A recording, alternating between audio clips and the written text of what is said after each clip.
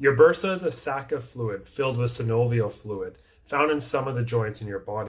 Hey everyone, welcome to the Physio Break channel. Today we're going to talk about bursitis, the basic introduction, physiology, basic treatment before we get into future videos of specific conditions. Please subscribe, like, and comment below. The purpose of the bursa is to reduce friction of the muscles and tendons when they're gliding during contractions and while your limbs are moving. There's two primary types of bursitis.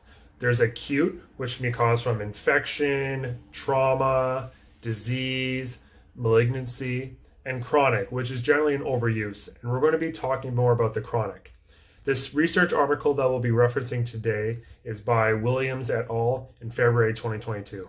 Chronic bursitis, often seen in the shoulders, hips, knees, and ankle, is from an overuse or repetitive motions over time, sometimes due to poor biomechanical alignments, bad lines of pull of muscles, or in such cases as the hips, you could be laying on that side often. When the bursa becomes inflamed from this overuse or repetitive, it causes bursitis, or this inflammation process that occurs.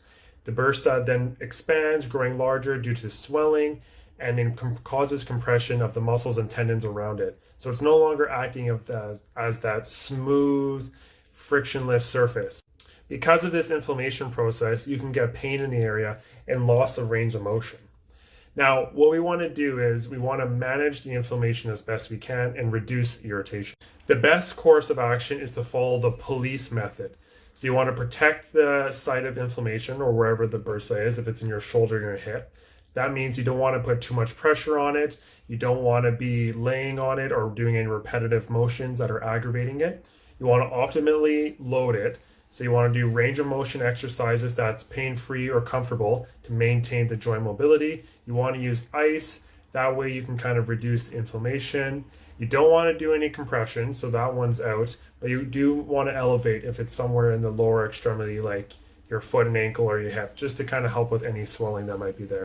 Then, of course, a detailed examination for ergonomics and biomechanics of each individual will help to get to the root cause of why the bursitis is occurring. Bursitis has a good prognosis.